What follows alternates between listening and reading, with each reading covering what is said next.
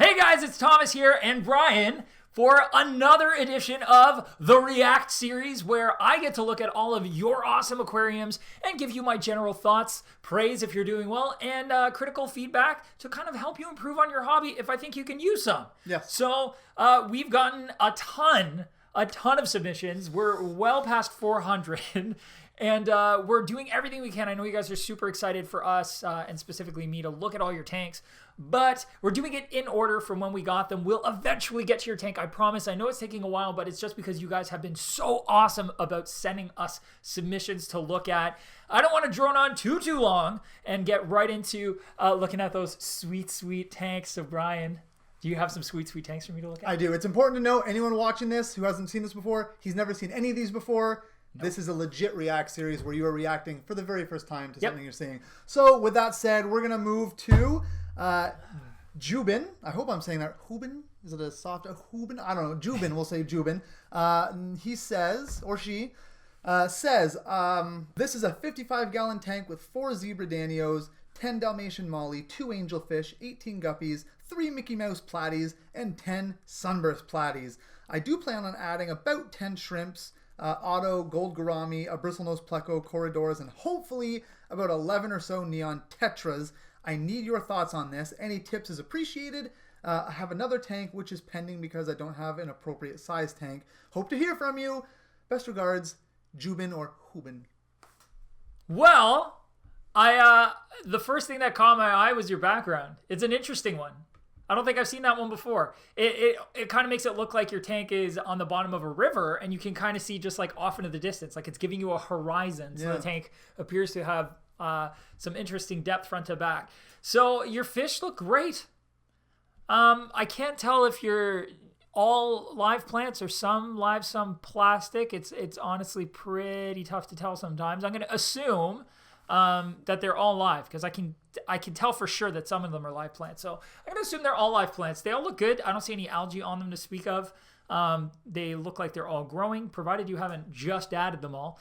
I do only have one concern that I can think of if you want to add neons or any of the tetras that come from a lower pH or a softer water environment, and that is you have some what looks like pretty big pieces of limestone and a huge conch shell in that aquarium, and that is going to buffer your pH. That's not going to be great for them. So if you do, my advice is if you do want to keep tetras, I would probably remove those rocks and the shell. Anything made from calcium carbonate that could buffer the water has to come out, and you'll have much better results. The river stones you have in there, the darker ones, they're fine. I think they're great. In fact, given that if you intend to keep that background, I would add even more of them because it would only help to tie in the foreground with your actual picture background on the back of the tank. I think it would be very interesting to see it in that way and then tuck those plants around those rocks. I think it could be very cool. But that said, I'm really digging it. I think it's a pretty cool tank. And I'm glad you've got so many live plants in there, with just a ton of fish. It's a smart move. When you're going to have a lot of fish, having lots of filtration, like that's obviously a pretty big hang-on filter. Dual, you can see both the waterfalls coming down. I would also top the tank up so you're not seeing the water line, but if you enjoy seeing the water line, especially because you have a plant that looks like it's reaching all the way to the surface there, then I understand why it's low. You could also just appreciate the sound of the water splashing. But having a pretty decent-sized filtration unit on a tank full of fish like this is pretty important. And then the plants are going to help with some of that extra nitrate or nitrogen in the water that the fish, produce and then the filter converts to. So it's a great setup. And I would encourage, if you're going to have more and more fish like that, just add even more plants as time goes on. As they grow, you can propagate them, move them around the tank. Like I said, maybe some of those river stones instead of the calcium carbonate stuff. And yeah, I'm digging it. Awesome. Thanks, Juban. Next up, we have Jaidev G. Very cool. 35-gallon parrot and severum fish tank. You need a bigger tank. Those are going to get huge, aren't they? Like, do they get gigantic? They're going to get bigger. Your tank is small for the fish you have in there. They're all going to get quite a bit bigger, and they're at the size now where I would be upgrading to make sure that they aren't in any way stunted in their growth, because if they start to feel cramped, they grow slower and in different ways, which stunts them, and it can be bad for their internal organs and just in general for the longevity of the fish's life. The sooner they have enough space to feel, to grow into, essentially, the faster they'll fill that space and grow in a more natural way at a more natural pace. Overall, though, I think it's considering the amount of fish you have in a tank like that, you chose a good substrate, which was no substrate.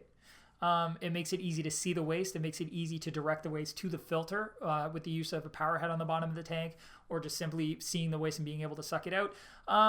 The ornaments in there will block a little bit or trap a little bit of debris under them. So I'm sure during your maintenance routine, you're probably moving all of it around, getting all the junk out and putting it back. You have a canister filter on there, which is great to see considering the crazy bioload that tank has. And you've got some extra aeration, which although may be partially decorative, we've got the chest there that's Right. opening and closing with bubbles, but also is adding a lot of extra surface agitation for oxygen, which this tank is going to need a lot of considering the water volume to fish load. So it looks nice and clean and well taken care of. So kudos for that, but you definitely need a bigger tank. The fish look great. They look really good. They just need more space. Yeah. Before they start Whatever looking you're doing, good. you're doing well. Just space. Space is the only suggestion I really have. Cool. Otherwise, Good yeah, work. looks really cool. Yeah. Awesome. Thank you so much, Jaidev. Next up, Steve P. So he says, my first aquarium, 29-gallon, filtered with an AquaClear 70. This is, again, one of those situations where I feel like I'm looking at like the quintessential Yeah. like Aquarium. Yes. Everything looks super pristine, very clean and well taken care of. Either that or brand new. So either way, it looks really nice. It's the kind of aquarium that you'd see like on the box of a starter kit. Yeah. You know what I mean? Like you did it. That's an aquarium. Like You did it. Yeah, you did. It's an aquarium. It looks good. The fish look great. There isn't a ton to say about it, but this is what I will say.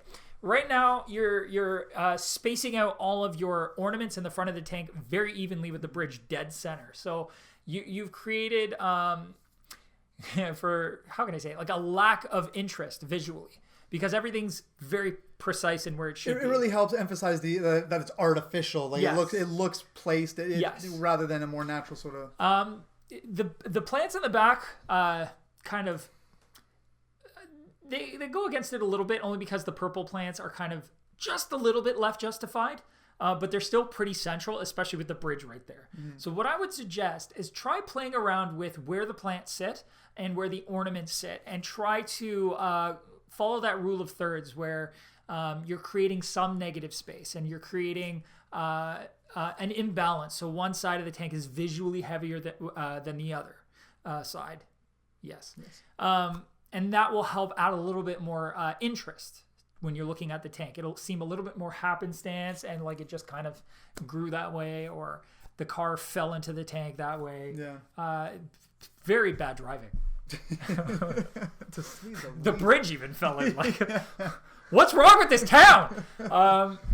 No, you're off to an awesome start. Just try playing with the aquascaping a little bit more. Don't be afraid to kind of get in there and move things around again, because you've definitely got a knack now for getting the tank together and looking full. Now just play around with depth and dimension, and take a look at the Planted series. What's that video called? It was like one of the first ones we did. How to make an aquarium look natural using plastic plants. Right, okay. You can still use the artificial ornaments like the bridge in the car, but use the theories of how I set that up to rearrange the tank so it's got a little bit more going on. Yeah, I'll link that for you in the description, so definitely check that out. It'll help you out, give you a few tips on how to do that. But I love it. Black background, black pants, black. Whoa, Thomas! Black background, green plants, and black substrate looks slick.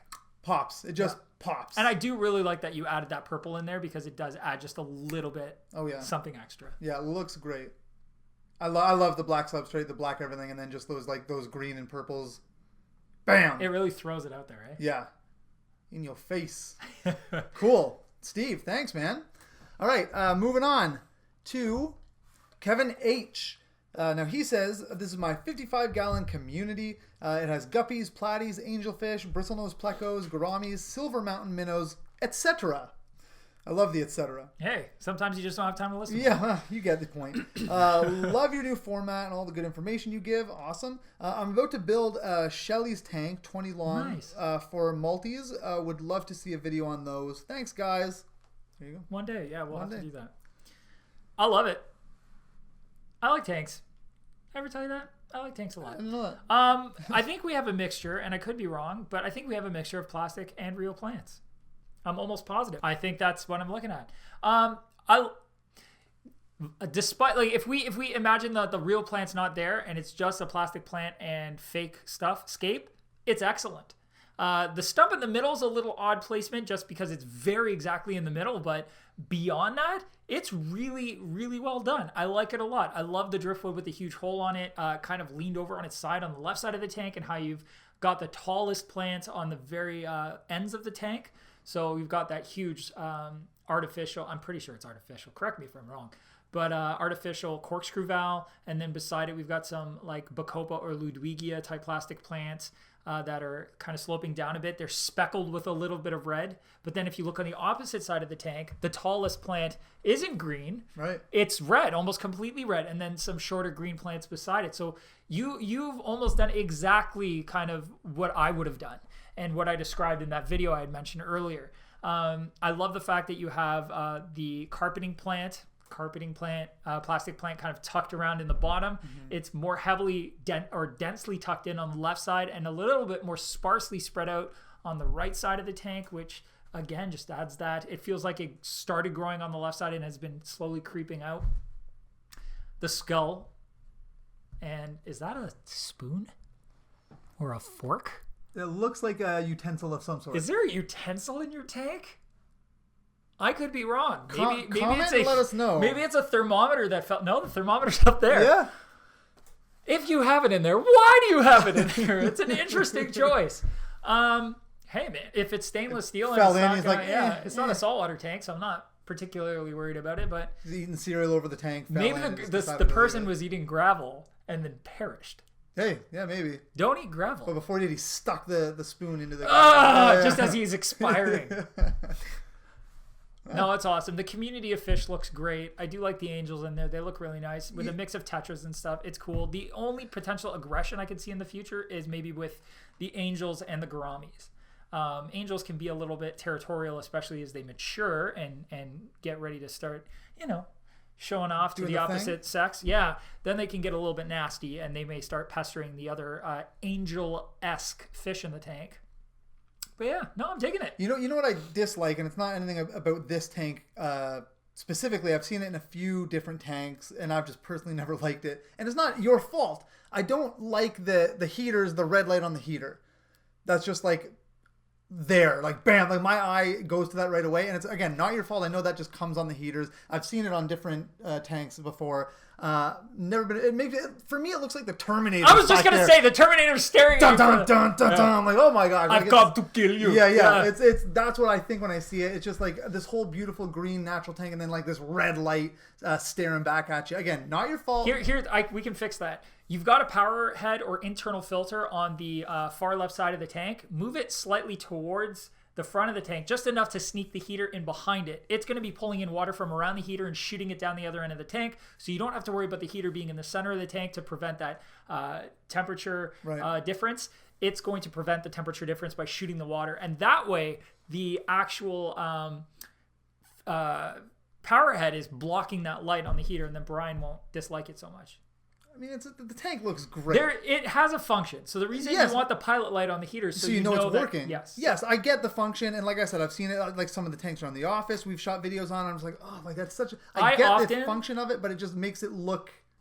I'll often just turn the heater sideways so the light shoots out the side of the tank that you don't normally see. That's probably a smart move too. Harder to do when the heater's in the center. Yeah. Again, I'm not criticizing you personally, Kevin. It's really it's the heater companies that put that red light on it. That was a very harsh Kevin, considering I'm not judging you, Kevin. Yeah, that was a very judgy Kevin. Sorry, Kevin. Anyway, I think it looks great. The tank in general, yeah, really, really cool. Excellent. Awesome. Thanks, Kevin.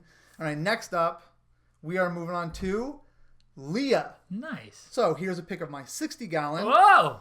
Look at that. Oh, that looks wild. All right, cool. 60-gallon. It houses 2 female adult axolotls, a 1-year-old and a 7-year-old who's 10 inches long, as well as cherry shrimp and guppy snack mates. Let me know. Snack mates. That's snack mates. Brilliant. Yeah, love it. Yeah, you know, they're friends right up until they get et. That's awesome. I think I see the one. I'm like screaming into the microphone. I think I see the one axolotl right here. The little one. Maybe, yeah. It looks like a wild type, perhaps. And then the Goliath axolotl right in the front. Hanging I out. think is an albino, actually. Not a leucistic. Looks a little yellow. And I see some reflective red retinas. Man, I dig it. And also your camera work. That is the clearest picture I think we've seen so far. Yeah, That's thank you, remarkable. Helps this guy, you know, when you actually see all the details. Big time. You used a perfect substrate for axolotls. I've been doing some research on them recently, and sand is pretty much the way to go unless you're going to go bare bottom or something massive like big river pebbles, just because they have a tendency when they're eating to suck up the substrate. So I'm glad to see some sand. It looks really good. The plants you chose are all quite appropriate for a very basic and simple setup, and they're really going to help pull a lot of the nutrients out of the water, which is important because axolotls like pretty clean water. I love the fact that you have a hammock for them in the tank. Yeah. That is hilarious. Yeah. I've only ever seen that used out of water, never in water. Very cool. Nice little internal filter paired up with on the other end of the tank, there is a fairly well hidden, they're both pretty well hidden. There's a sponge filter. So it's a nice setup. For a couple of axolotls, it's excellent. And the guppies, good choice. They reproduce quickly, and if they get eaten, that's sustainable. Sustainable fish food, fish farm. Now, what would you say about on this putting like a black background? Would it make it honestly, seems like it would make everything kind of, it would make all this pop more, don't you think? It would darken it up, yes. But at the same time, it might darken it up with the darker axolotl in there. It might not be as nice. Fair enough. I actually don't mind that it's a paler background. What I might even throw on is just like a frosted film, like a vinyl frosted film. Right. Just so it blurs the kind of things that are behind the tank a bit. Picture frame the wire, so you don't see it as much. But I honestly don't even mind it. Yeah. I think it's nice. Really, really cool looking tank. Really cool looking axolotl. Yes. Wow. Lots of fun. I like axolotls a lot. Neato, gang. Yes. Neato. Anything else? I normally would pick on people or the idea of using artificial wood and real wood in the same tank, but it honestly didn't even bother me. And it might be the crispness of the photo that just makes it. You've just satisfied his eyes. Yeah. I don't know. Like it's a wonderful piece of driftwood in the center, and the fact that the two pieces on the outside. First of all, a cave like that's great for the axolotls, and that would also work very well too. So I'm not surprised that you use them because it's good choices. But I think why it doesn't bother me at all is because the wood in the center is brown and the wood on the outside is not, and it's kind of like showcasing the wood on the center while still adding similar textures. Yeah. Nice. Yeah. Beautiful. Leah, thanks so much. Really, really cool. We're gonna call it a day on this one. We're gonna say that's it. We have a million other photos to react to, so we're gonna record those videos at a later date. But we will get them done. Thank you everyone who sent these photos in. You're all doing fantastic work, I think. And honestly, this is one of my favorite series that we've ever started. And I'm so glad we did, because seeing what you guys do is so incredibly inspiring for me to keep doing what I do. And I know it's great for all of us as aquarists watching this to see the different perspectives and styles of fish keeping and what you can do and you know how to improve certain things, because a lot of people will have similar aquariums and then they might benefit from the same advice, and those of us who have vastly different aquariums get a really interesting take on aquarium keeping that we probably haven't thought of previously. So it's a lot of fun and I love it very much. So thanks again, guys. Really appreciate you guys embracing this series and sending us all your stuff. So for those of you who are just watching this for the first time and want to send in your photos, my email address is in the description below. Send me photos, send me videos, not YouTube links. I don't want to rip your YouTube video. Just send me like a video from your cell phone or something, and make sure it's shot in landscape rather than portrait, please. But that said, that contact info is below, so check that out. We have like 7 or 8 or 9 other episodes already of the React series, so check those out. You can check those out. I've also linked those below. I guess that's about it. Again, support us any way you can, like sending in your photos, watching our videos, sharing our videos. That always helps us. Check out bigelfspets.com. That helps us create more of these awesome videos as well. And I guess that's about it for me. What do you have to say there, big guy? Gotta keep on tanking.